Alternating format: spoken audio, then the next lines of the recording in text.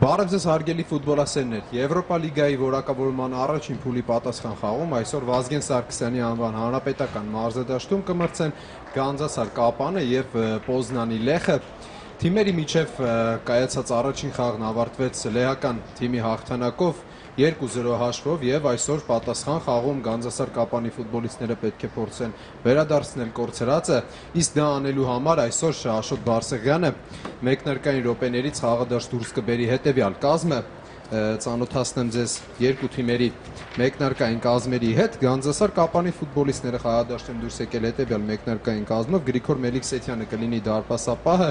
համար 2 Ալեքս Ջունիոր, համար 4 Տոմի Վուկասին, համար 6 Ուբեյ Մարանգուլո, համար 9 Գևորգ Նռանյան, համար 11 Լուբամբո Մուսոնդա, համար 13 Ալեքսեյ Սվերչինսկի, համար 18 Հայկ Իշխանյան, համար 20 Արթուր Յուսպաշյան, համար 22 Գեգամ Հարությունյան եւ համար 23 Արա Խաչատրյան։ Ներկայացնեմ նաեւ հյուրերի մեկնարկային կազմը, համար 30 Մատուս Պուտնոցկե, համար 3 Վերնոն դե Մարկո, համար 6 Լուկաս Ռակա, համար 7 Մացեյ Գայոս, համար 13 Նիկոլա Բույադինովի, համար 17 Մացեյ Մակուսևսկի, համար 19 Տոմաշ Ցիվկա, համար 25 Պեդրո Տիբա, համար 26 Ռաֆալ Յանիցկի, համար 32 Քրիստիան Գիտկայեր եւ համար 77 Պյոտր Տոմասիկ։ Բարեկամներ, այսպիսին է այսօրվա թիմերի մեկնարկային կազմերը, իսկ ես ձեզ հիշեցնեմ, որ այսօր մենք ինչպես միշտ անցկացնում ենք մրցույթ, այս ուղիղ հեռարձակման մեկնաբանություններում նշեք մինչև խաղի մեկնարկը, թե ինչ հաշվով կավարտվի խաղը եւ այս ուղիղ հեռարձակումը տարածեք public եղանակով եւ հնարավորություն ստացեք շահելու շատ գեղեցիկ գնդակ, որը պատրաստված էր հենց աշխարհի 2018 թվականի առաջնության համար, իսկ ես ձեզ հիշեցնեմ, որ այսօր բացի Գանձասար Կապանից հայկական եւս երկու թիմ անցկացնում են իրենց եվրոգավաթային պատասխան հանդիպումները, այսպես ժամը 21:00-ին Սկոպիեում կմրցեն Վարդարը եւ Փյունիկը, իսկ 21:45 արդեն կայանա Սարայևո Բանանց խաղը, հայկական թիմերից միայն Փյունիկն է առայժմ հաղթանակ տարել եւ ինչպես հայտնի է 3 Ալաշկերտը, որը Հայաստանի գործող չեմպիոնն է, հանդիպում անցկացրեց Սելթիկի հետ, Չեմպիոնների լիգայի արդեն որակավորման առաջին փուլի պատասխան խաղում եւ ինչպես հայտնի է Հայաստանի չեմպիոնը ընդհանուր 6-0 հաշվով կրեց պարտություն, 3-0 այստեղ եւ 3-0 արդեն Շոտլանդիայում։ Առաջարկում եմ հիմա դիտել այդ խաղի վտանգավոր պահերը եւ գոլերը, որից հետո անպայման կշարունակենք մեր ուղիղ հեռարձակումը։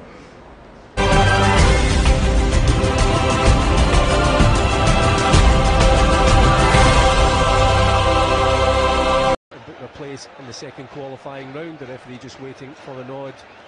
from the touchline, checks his watch, and we're underway here at Celtic Park. Of course, you heard just in the pre-match show, down to escape any retribution from the goalkeeper. Mr. Dembele's back up, although he's limping slightly. The Alashkert player still down, but Celtic with a one-man advantage, and Mr. Dembele on the ball, Tierney ahead of him, Forrest through the middle. Goes for the 1-2 with Forrest, that breaks out to the left-hand side. The Alashkert player still down. Tierney out wide to Forrest on this left touchline, cuts onto his right foot, plays it to Dembele, spins round his man, good skill from Dembele, still got the ball, he's in the box, takes a shot, and Mr. Dembele, well, determination, skill, Celtic 1, Alashkert 0. Well, Mr. Dembele gets his prize for persistence there, Paul. Magnificent play from the striker. He was the one fouled initially. The Alashkert player still on the ground. Mr. Dembele got up, continued with the attack, and when he got to the edge of the box, there was 3, 4, 5 Alashkert players around him. They could muscle him off the ball. He was more determined. He showed great desire, and then eventually got the shot away. It finds the far corner. Celtic lead. Well, Kancerovic had absolutely no chance there, but Moussa Dembele was determined not to give that one up, and as Mark says, he was the man who was fouled, but the referee played the advantage. Moussa Dembele joined the attack, and he has put Celtic in absolute menacing every time they go forward. Moussa Dembele now one goal short of his half-century, and I think Josef Simonovic may find himself in the book, and I know we always watch the game through green-coloured spectacles, but I don't think we can. Well, it's a red card. Surely not. I mean, I was going to say it was a justifiable yellow card, Mark, but my goodness, that's to say that's controversial is, I think Josef Simonovic is absolutely bemused. I mean, at worst it was a missed-time tackle. That's never a red card offence. Well, it was what you would say, Paul. It was a definite yellow card. It was a missed-time tackle. It was a high one. But if you're going to show any consistency, then yeah, it was a high tackle. But I mean, we just saw that moments earlier from Yedegarian, who wasn't even punished for a similar offence on Moussa Dembele. Edouard skips past one challenge. He's into the box. The Frenchman. He's challenged there, and it's a penalty kick. Well, the referee immediately points to the spot. I have to say, I will have to reserve judgment, Mark, because my first thought was that the Alashkert player got the ball in the challenge, but I'll wait to see the replay here. It's wonderful play from Odsonne Edouard. He skips in, and it's I'm not sure if it's number 70, Yedegarian. It's number 21, actually. It's Gregorian. Well, the Alashkert player, I think he definitely thought he'd got the ball, but the Romanian referee immediately points to the Serbian goalkeeper. Just been told to stay on his line. Moussa Dembele, so cool. Remember that first goal he scored for Celtic, the penalty against Astana. Seems so long ago now. The young Frenchman on the verge of putting Celtic 2-0 up on the night and 5-0 ahead on aggregate with just about 19 minutes on the clock. The whistle goes. Moussa Dembele composes himself, steps forward, and it's in the back of the net, and Celtic leading by 2-0. And it's Moussa Dembele with his second goal of the night. Yeah, coolness personified, as you'd expect from Moussa Dembele in those situations, Paul. He's always so composed when he steps up to the penalty spot. That was a wonderful finish. The goalkeeper tried to deceive him, dived one way, dived the other, but Moussa Dembele was focused, knew where he was putting it, and he made no mistake. Well, Moussa Dembele, he could be going home with the match ball tonight. He's already got 2 goals, and we haven't even played 20 minutes yet. I know we always bemoan the standard of refereeing in Scotland. Looking to try and swing it in the box. Instead, it's played into the centre of the park. Yedegarian takes another shot, and this time Craig Gordon at full stretch is forced to play it behind. And the Alashkert have their first corner of the night. Yeah, probably, you know, I'd say it's a rarity to see an Alashkert player actually hit a shot with a bit of conviction and direction, and I think that one was just drifting wide of the post, but Craig had to make sure, and it was a smart. Moussa Dembele doing defensive duties. It's knocked back towards goal, but this time it's Callum McGregor who controls it. McGregor knocks it across to Edouard, and suddenly Celtic on the attack with numbers. It's 4 against 4. Odsonne Edouard, he's got options. Chance for James Forrest. Wonderful finish, James Forrest. He raced from one end to the other and delivered a wonderful finish. Celtic 3, Alashkert 0. Well, that was an absolutely tremendous counter-attack from Celtic, Paul. Wonderful stuff.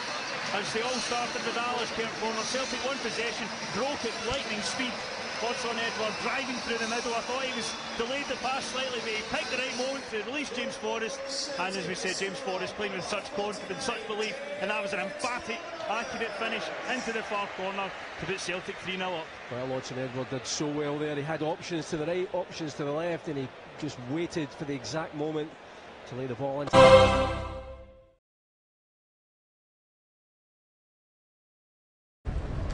Բարեկամներ, շարունակում ենք մեր ուղիղ հեռարձակումը Վազգեն Սարգսյանի անվան հանրապետական մարզադաշտից, եւ հիմա իմ հյուրը Գանձասար Կապան ֆուտբոլային ակումբի մամուլի քարտուղար Դավիթ Մարտիրոսյանն է։ Դավիթ, ողջույն, եւ այսպիսի մի հարց, առաջին խաղին ներկա էր Լեհաստանում, երբ Գանձասարը պարտվեց 2-0 հաշվով, ինչ կասես այդ խաղի մասին, ինչպիսին էր տղաների տրամադրվածությունը խաղից առաջ եւ հետո ընդհանրապես այդ խաղի մասին։ Ողջույն։ Ողջույն, իսկապես, ինչպես ասում են, հակասական զգացողությունների խաղ է առաջին խաղը, որովհետև երբ 15 րոպեից հետո հաշիվը 2-0 է լինում, կամաթեականում մտածում ես, որ հեսա որը ջախջախվելու ես, բայց հետո բարեբախտաբար մեր թիմը այսպես ուշքի եկավ, հա, ու սկսեց պայքարել, անգամ գոլային պահեր ունեցանք, անգամ կարող էին գոլ խփել, զարմանալի դիրքերից վրիպեցինք, ու հետաքրքիրն է, որ խաղից հետո հանդերձան մտնոլորտն այնպիսին էր, ասես, իրոք տղաները հիասթափված էին ու բոլորը մտածում էին այն մասին, որ մենք կարող էին գոլ խփել ու ինչու՞ չէ այնտեղ արդյունավետ խաղ ցուցադրել։ Առաջին խաղում ինչպես նկատեցինք, որոշակի գոլային պահեր, հա, բաց թողեց Գանձասար Կապանը, տեղյակ ես մարշի հետ ինչ խոսակցություններ է եղել, արդեն մարզումների ժամանակ ինչ այսպես ինչ են արել, հա, մարզումների ժամանակ, որպեսզի այս պատասխան խաղի ժամանակ արդեն ավելի լավ կարողանան օգտագործել գոլային պայերը։ Նախ ասում եմ գոլային պայերի մեջ վրիպումը ինչ որտեղ ոչ թե կատաղական վարպետության պակասն է, ինչ որտեղ բախտի գործոնը խաղաց, որովհետև հարվածում են այնպիսի դիրքում է դարպասապային դիպչուն գնդակը, որ ուղղակի մենք բախտի շնորհիվ կարող են այդպես անել։ Վերադառնալով Լեհաստանից Հայաստան, Գանձասար Կապան նշանակեց իր կանոնավոր մարզումները, ուսումնասիրել են խաղը նախորդ Աշոտ Բարսեղյանի գլխավորությամբ, Աշոտ Բարսեղյանը նաև ցուցումներն է տվել, դիտել ենք մեր սխալները ու հորդորել է, որ մենք կարող ենք արդյունավետ ու հաջող խաղալ այս թիմի դեմ այն պարագայում, եթե չկրկնենք այն սխալները, որոնք մենք թույլ տվեցինք Լեխի հետ առաջին խաղում։ Եվ ինչպես գիտենք, Լեխի երկրպագուները որակազրկված են այ առաջին խաղում ինչպիսի տրամադրություններ Լեխի Պոզնանի փողոցներում, երկրպագուները շատ էին, ինչ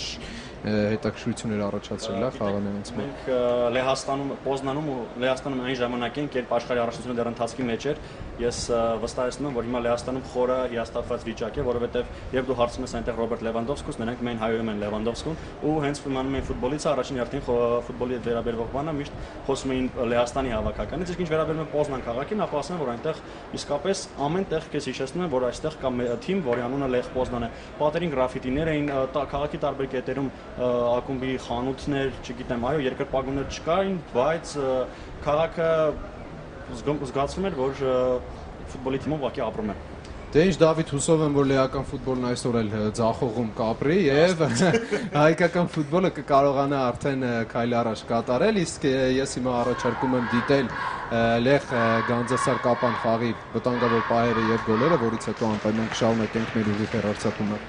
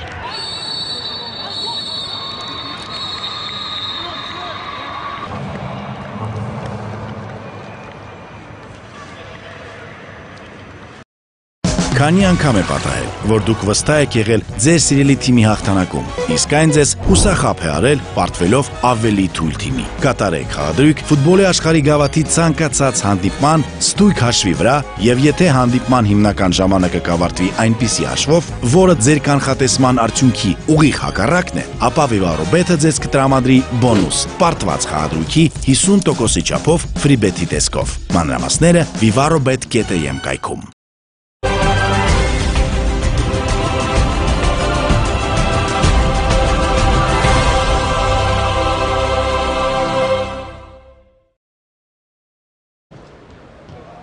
Բարեկամներ, շարունակում ենք մեր ուղիղ հեռարձակումը Վազգեն Սարգսյանի անվան հանրապետական մարզադաշտից։ Իմ հյուրը մարզական լրագրող Viva News հաղորդաշարի հաղորդավար Վահե Խաչատրյանն է։ Մինչ իմ հյուրի հետ զրուցելի հիշեցնեմ, որ այս ուղիղ հեռարձակման մեկնաբանություններում մինչև խաղի սկսվելը գրեք թե ինչ հաշվով կավարտվի Գանձասար Կապան Լեխ հանդիպումը եւ տարածեք այս ուղիղ հեռարձակումը public եղանակով եւ հնարավորություն ստացեք շահելու գնդակ։ Վահե եւ այսպես հայկական թիմերը ոչ այնքան հաջող, սակայն սկսել են իրենց ելույթները Եվրագավաթներում, ընդհանրապես ինչպիսին էին քո սպասելիքները եւ արդյոք որքանով արդարացան կամ ընդհակառակը հիասթափություն ապրեցի հայկական թիմերի ելույթներից։ Որպես այդպեսին, եթե ցանկանանք հիասթափություն ապրել հայկական ակումբների ելույթներից Եվրոգավաթներում, ապա մենք վաղուց պետք է հիասթափություն ապրեինք։ Ասեմ միանգամից հարգելներս, որ ամենասպասված հանդիպմանը մեր բոլորի սպասումները չարդարացան, չարդարացան, Փյունիկը կարողացավ հաղթել Վարդարին։ Կարծում եմ Վարդարը այն միակ ակումբն էր, որը ի տարբերություն մեր մնացած թիմերի հակառակորդների այդպես ընդգծված առաջատար էր այդ խաղում։ Եվ Պարկասու Փյունիկը մոտ ստացվեց հաղթել եւ գնդակ ամենակարևորը բաց չթողնել սեփական հարկի տակ, կարծում եմ դա մեծ առավելություն է եւ եթե այսօր կարողանան մեր տղաները այնտեղ կարողանան հաշվի մեջ ասեմ ավելին, ոչ թե հաշվի մեջ առաջ անցնել, այլ նույնիսկ խփած գնդակի հեղինակ դառնալ, ապա դա շատ մեծ առավելություն կլինի մեզ համար։ Այդ դեպքում մեր հակառակորդ թիմը պետք է Վարդարը պետք է առնվազն 3 գնդակ խփի մերոնց դարպասը, իսկ կարծում եմ դա ելնելով առաջին խաղի պատկերից այդքան էլ հեշտ բան չէր Փյունիկի դեպքում։ Այնպես որ կարծում եմ մեծ հավանականություն կա նույնիսկ խփված գնդակով եւ ինչու՞ չէ նաեւ առանց խփված գնդակի մենք կարողանանք անցնել հաջորդ Փյունիկի տարբերակում։ Խոսեմ Բանանցից։ Բանանցը Սարայևոյի դեմ խաղում կարելի ասել մենք արդեն եւս մեկ անգամ խոսեցինք այդ մասին, այնպես չէր որ տարածքային զիջել էր ամբողջ խաղը Սարայևոյին, պարզապես մի քանի դրվագում նրանք զիջեցին ամբողջ խաղի ընթացքը եւ այնտեղ երկրորդ բաստոնված գնդակի կարծում եմ դարպասապահը մեր կարող էր ետ մղել, այդպես նույնիսկ ընթացքում խոսեց Արամ Ոսկանյանը եւ այն հոգեբանությունը, որը որ մեր ակումբների մոտ կա, որի մասին շատ ենք խոսել, այդ ոչ հաղթական հոգեբանությունը, որ տղաների սկզբանե խաղադաշտեն մտնում պարտվողի հոգեբանությամբ, դա կարծում եմ, որ պետք է այս առաջին խաղերից հետո տղաների մեջից դուրս եկած լինի։ Մասնավորապես Բանանցի մասին է խոսքը, քանի որ այն մեկ խփած գնդակից հետո մենք նույնիսկ դա տեսանք դաշտում, տղաները հավատացին իրենց ուժերի վրա եւ բավական լավ էին գնում առաջ։ Այնպես որ կարծում եմ, եթե իհարկե դա բավական բարդ կլինի Ոսկանյանի թիմի համար, կարծում եմ, որ այնուամենայնիվ Բանանցը եթե հավաքված ֆուտբոլ ցույց տա, կարծում եմ կարող է բավական լավ պայքարել Սարայևոյի դեմ, առավել ևս որ Սարայևոյի ֆուտբոլիստները կարճ տարածության վրա կարողանում են զիջել, նրանք ավելի շատ կարողանում են լայն փոխանցումների ժամանակ լավ պայքարել եւ հատկապես երկար փոխանցումները մեր հակառակորդի կողմից, որոնք նրանք կազմակերպում էին մեր թիմի տուգանային հրապարակում, դա նրանց համար մեծ առավելություն է։ Կարծում եմ, եթե մեր տղաները կարողանան գնդակին տիրապետել երկար բազմակի մանր փոխանցումներով, նրանք կարող են դուրս գալ լավ դիրքել եւ Սարայևոյի ֆուտբոլիստները կարծում եմ կզիջեն։ Այսօրվա խաղի հետ կապված կարծում եմ իմ գոլեգան մի փոքր շավրի մանրամասներում խոսի, նշեմ, որ այսօր Գանձասարը հույս ունենանք այսօր մեզ լավ խաղ ցույց կտա։ Եվ իհարկե Ալաշկերտը մեր չեմպիոնը, որը կարծում եմ ամենա թողինցներ են բոլոր երկրպագուները, բայց փաստացի այդպես ամենաանփառունակ ելույթը ցույց տվեց Գանձասարը։ Հասկացանք, այստեղ ներեցեք Ալաշկերտը։ Այստեղ 3-0 պարտվեց, գիտենք, Սելտիկներ եւ այլն, բայց ախր հարգելներս 10 հոգանոց թիմի դեմ հակառակորդի դաշտում 3-0 զիջել, դա կարծում եմ արդեն ոչ մի չափանիշներ չեն կարող ընդունել։ Առավել ևս, որ մեր հակառակորդը 10 հոգով խաղալով նրանք կարողանում են հակագրոյի միջոցով թվային առավելություն ստանալ մեր թիմի նկատմամբ եւ գնդակ խփել։ Դա կարծում եմ ֆուտբոլային ոչ մի օրենքի մեջ չի գտնվում։ Մի խոսքով իրոք ցավալի էր, որ Ալաշկերտի մոտ չստացվեց, որքան էլ որ Սելտիկը զորեղ թիմ էր, այնուամենայնիվ կարծում ենք, որ մեր տղաները կարող են ավելի մարտունակ ֆուտբոլ ցույց տալ։ Եթե ընդհանուր առմամբ փորձենք փակել այս մինչ այստեղ ունեցած խաղերով, ապա մենք ունենք բավական լավ շանսեր ունենք իդեմս Փյունիկի եւ ինչու՞ չէ։ Հույս ունենանք, որ այսօր Գանձասարը ցույց կտա որակյալ, այսպես ասած, գյումրվա լեզվով ասեմ, թասիբով ֆուտբոլ ցույց կտա եւ հույս ունենանք, որ մենք այսօր շատ մեծ ուրախություն կապրենք հանրապետական մարզադաշտում։ Շնորհակալություն Վահե, դե ինչ այսօրվա խաղում կրկին եւս մեկ անգամ հաջողություն մաղթենք Գանձասար Կապանին, իսկ հիմա առաջարկում եմ դիտել Գանձասար Կապանի գլխավոր մարզիչ Աշոտ Բարսեղյանի հետխաղյա ներողություն նախախաղային մամուլի ասուլիսը Լեխի դեմ խաղից առաջ, որից հետո կշարունակենք մեր ուղիղ հեռարձակումը։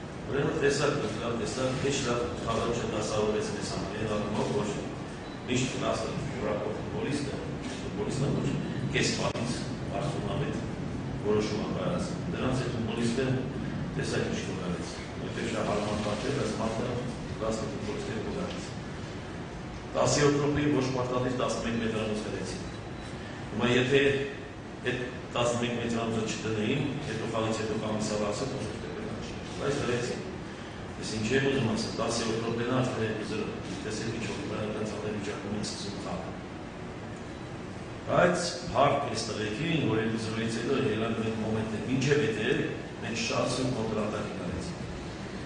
Ես ատեր եմ նշեցի, որ երկորը չգիտեմ ինչ գնդակը մեջ սիրեց։ Հետև պահկար, որ այդ գնդակ այլ ճանապարհ չուներ պետք բաններ, գոլներ, որ հետև եմ կեղամիկի փոխված, մեզ պետք է մի հատ գոլ ընկանենք։ Օդի պես մեզ մի հատ գոլ են պետք։ Անգամ երկու ժամանակ մի հատ գոլը շատ հարցեր կարողացնել լուծել, հասկանում եք, մեծերով ախտանքից հետո հասնես միշտ։ Ու ես միշտ որ տղեկին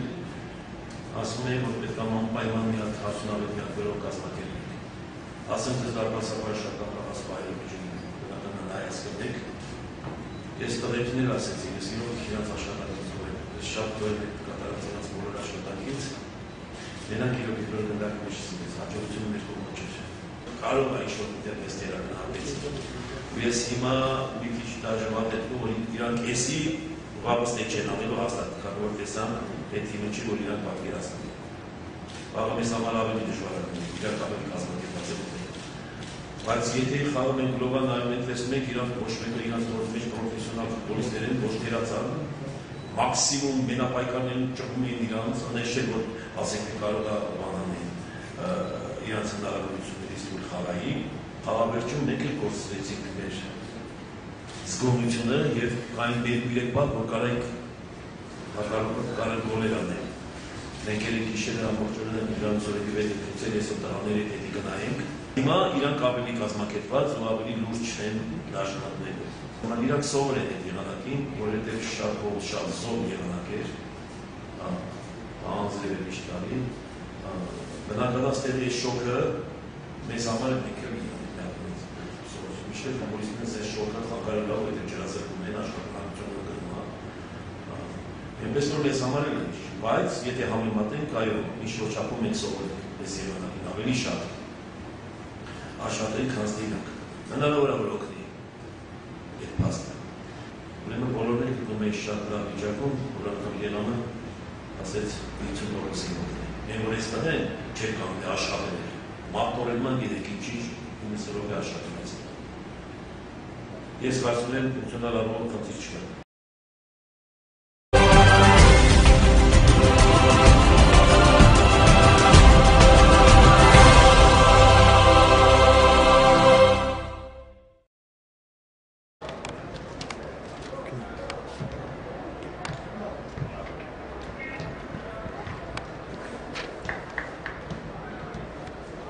Բարեկամներ շարունակում ենք մեր ուղիղ հեռարձակումը Վազգեն Սարգսյանի անվան հանրապետական մարզադաշտից, որտեղ այսօր Եվրոպա լիգայի որակավորման առաջին փուլի պատասխան խաղում